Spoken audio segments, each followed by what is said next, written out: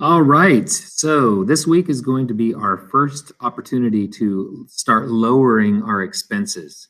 So if you think about ways that you can be successful, you can make more money or you can lower how much money you spend. So this will be our first attempt at lowering some of our default bills. And the two that we're going to look at are our rent expense and our car payment expense. So let's take a look at buying a car. So let's say you're in the market for a car. Currently, your weekly expense for your fake car is $47 a week. So we can do better than that, I promise you.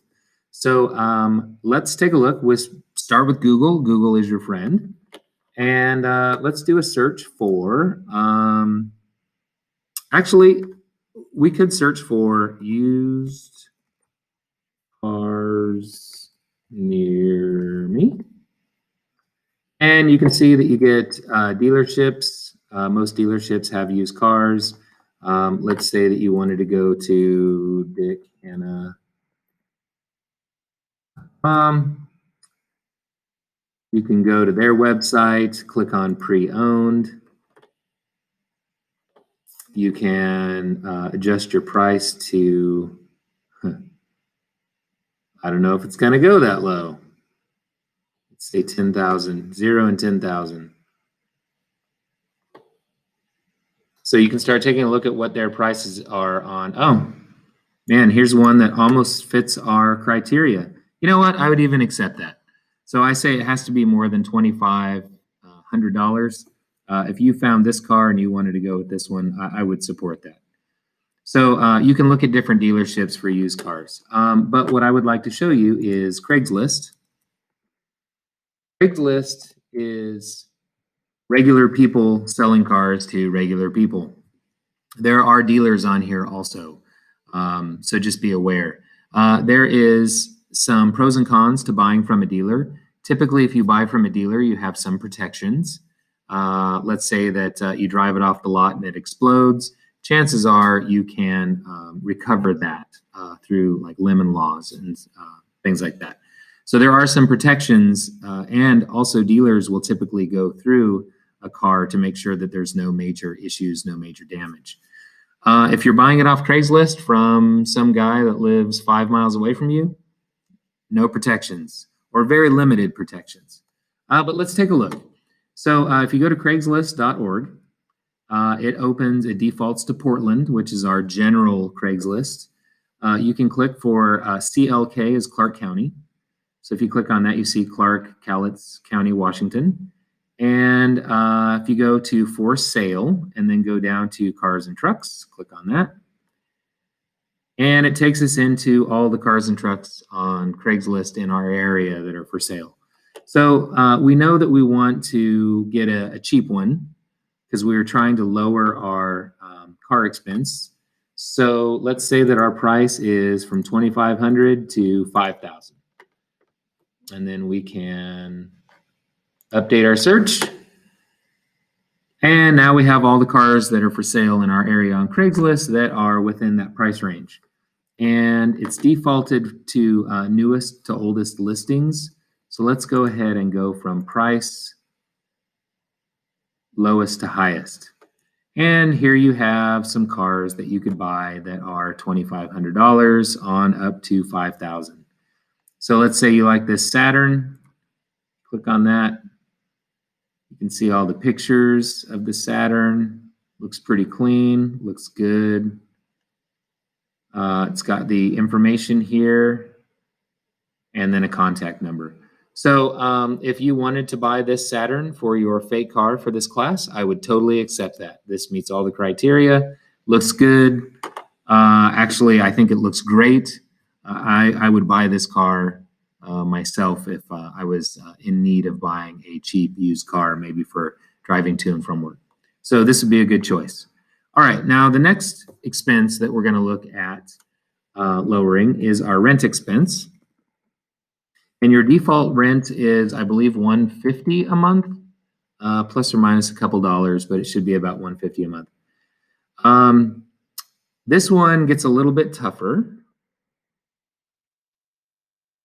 because rents have gone up to the point where your default bill might be the best you can find. You can find cheaper, but it's going to be a little tough.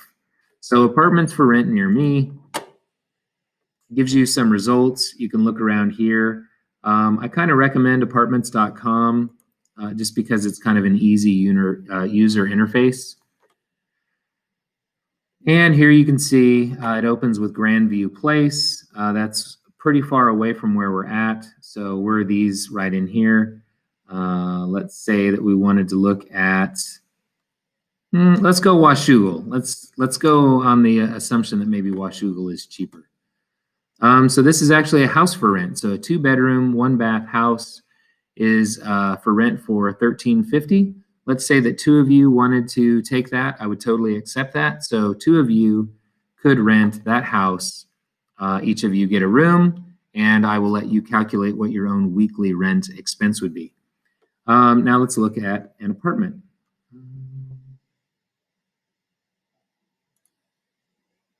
So here's the Clara on Birch Street.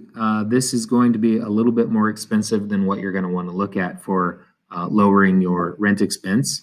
But if you were interested in the Clara, you could click on that. And you could go in and you could take a look at what they have. They've got 2 bedrooms. So it looks, I don't see a 1-bedroom. And actually, for a 2-bedroom, 1-bath, what we're seeing here, this might be cheaper than renting that house. So this might be pretty good. And maybe it has a pool. Maybe there's some cool amenities in here. So that's the benefit of being in an apartment. You don't own anything, so somebody else is responsible if something breaks. So the landlord would have to make the repairs, so not you. But the downside is that all your rent is going to make somebody else rich instead of buying your own house, where your house payment is going towards equity, which makes you rich. Another thing I wanted to show you that I found was if you search Google for rooms for rent near me, Craigslist comes up. Craigslist might be a little bit sketchy, but there will be rooms for rent on there. Just be careful who you rent a room from. I don't want any of you to end up in a room in a house with a bunch of creepers. But I clicked on this roomies.com, which looks like it specializes in renting out rooms. So you can look through here, see if you can find something that will lower your rent expense. Start with Google. Start searching, click on the different things, and imagine if you were moving out next week, where would you go? And you only have a limited amount of budget. So that's the idea. So have fun with it. Find a great used car and a great new place to live. And I am okay with you finding roommates. So let's say 3 of you want to move into a 3-bedroom house and get the lowest rent expense possible. I'm 100% okay with that. But you can't share with each other. So let's say that Becca is roommates with Mike. That means that Mike cannot be a roommate with Haley. Mike is already taken and Becca is already taken. So no doubling up on that. Only 1 room per person. So have fun with it, and I will talk to you guys later.